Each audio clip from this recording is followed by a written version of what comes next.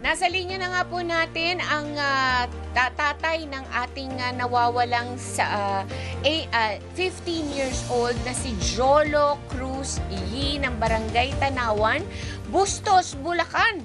Ito si Tatay Randy. Hello, Tatay Randy. Winnie Cordero po at Doc Dennis kasama niyo sa action ngayon. Magandang hapon po. Magandang hapon po. Okay, Tay. Paano nawala itong si pangalan nito? Jolo. Si Jolo? Si Jolo po. Nung October 7, sabi po, pupunta lang siya sa classmate niya. Nung alas 3 po ng hapon. Oo.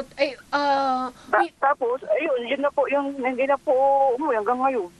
May napagalitan nyo ba? Meron ba siya? Nagtampo kaya? Hindi po.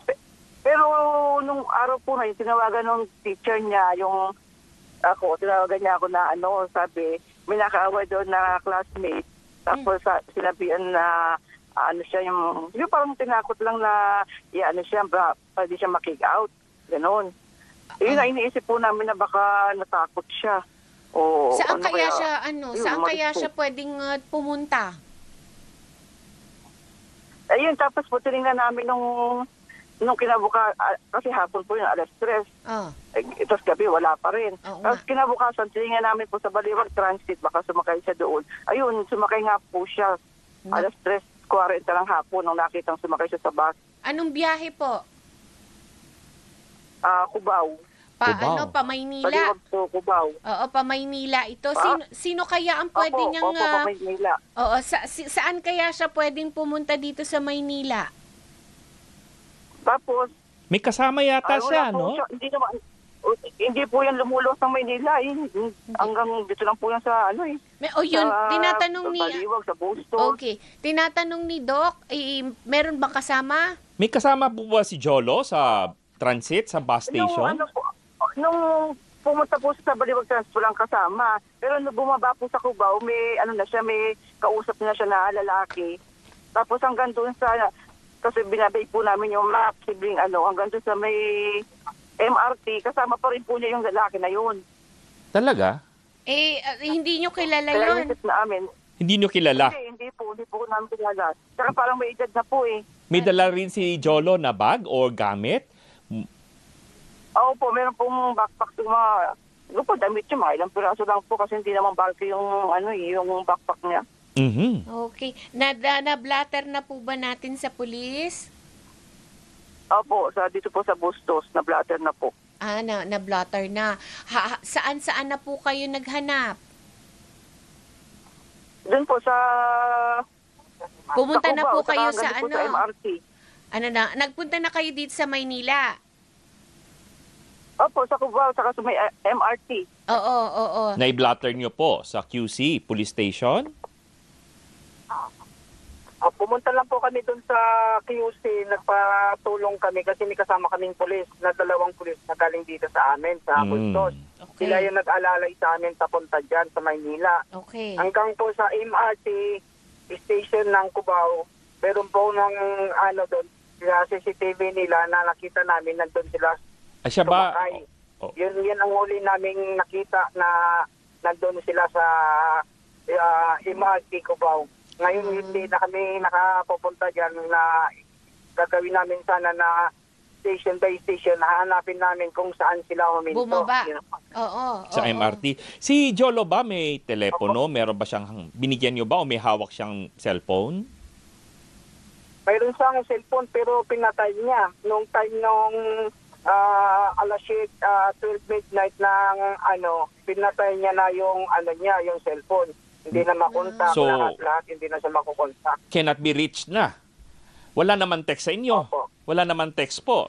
Mayroon siyang text yung nagpapaalam na wag ka na mag-alala sa akin, ganito, wag ka nang mag-isip na may bunso ka pang anak, sabi niya lang ganon. Inay ko. Pero sabi niya, mahal na mahal kita, Papa, ganon sabi niya. Yun ang Pero message. Yun lang yung last na sinasabi niya. Nabuksan niyo po kaya yung social media account nitong si Jolo? May nakita po ba kayong mga post?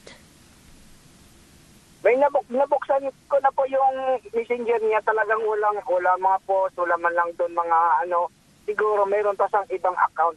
Sa Facebook, may mga post ba siya ng mga picture? Wala. Walang mga messages na sabihin natin cryptic na parang may pinapahiwatig? Wala naman. Wala naman. Wala po lahat, wala. Sige.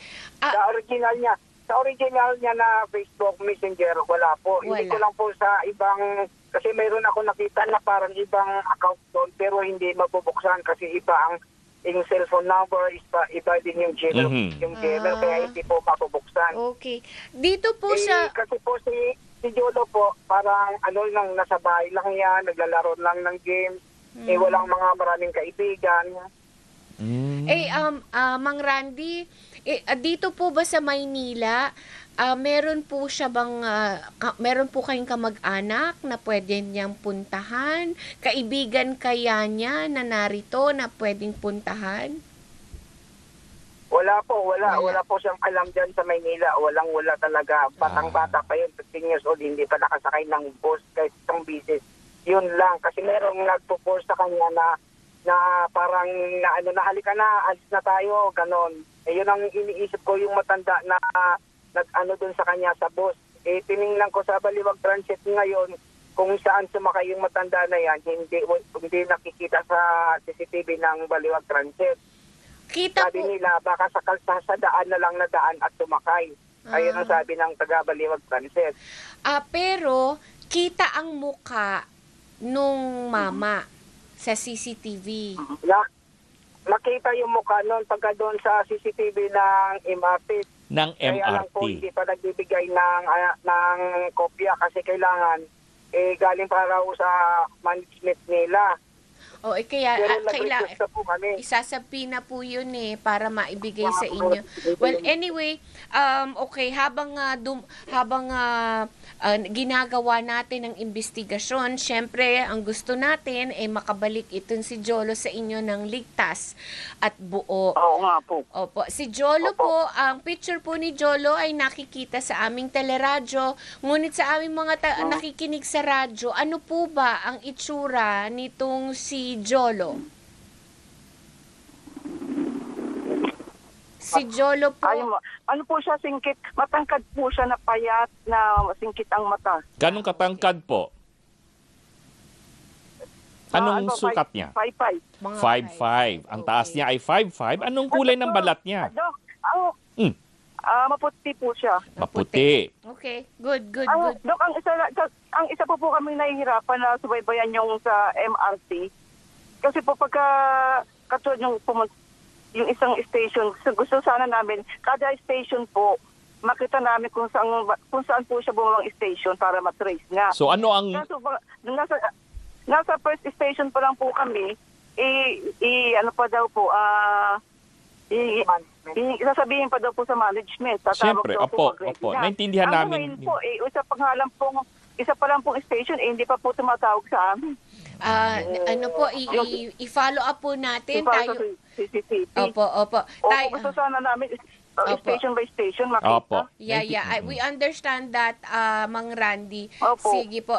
I-follow up po natin sa pamunuan ng LRT po o MRT? MRT. Kung Sige alam nyo ba po. kung southbound o northbound siya para Saan makuha? papunta? Saan papunta yung... Ano po, southbound? Southbound, sa kabila. Okay. Opo. Papuntang Makati. Papuntang Makati. O siya, kung sakasakali po na may makakita dito kay Jolo, saan po sila pwede makipag-ugnayan? May number po dun sa nakapost na sa akin po po, Randy. Oo, 0961 8427 424. Okay, ulitin natin po ang numero ng tatay ni Jolo, Mr. Randy Yee, ama ng nawawala, 0961-8427-424. Please lang, yung tunay na mensahe lamang, walang manloloko po sana. At baka makaabot ito kay Jolo. Manawagan po kayo sa anak ninyo, Mang Randy. Sige. Jolo, uwi ka na, hindi naman kami galit sa'yo. Kung nasaan ka, kung wala ka mang pamasahe, sabihin mo lang, sunduin ka namin. Okay. Basta, ayun, uwi ka na, nag-aalala kami sa'yo. Okay. Oo nga. Jolo, Pati uwi mami na, mo, anak. kuya mo. Oo. Sige. Sige, Opo. Mang Randy, magpa-follow up po tayo Mahal sa na mahal ka MRT. namin. Oo naman. Sige po, Mang Randy, Opo. magpa-follow up po tayo sa MRT, ha? Ingat po kayo sa paghahanap. Opo. Okay, bye-bye po. Salamat po. Opo, salamat po. Sige po, yan po si Tatay Randy Yi, ang tatay ng nawawalang si Jolo Cruz Yi. Jolo, uwi na anak, uwi na.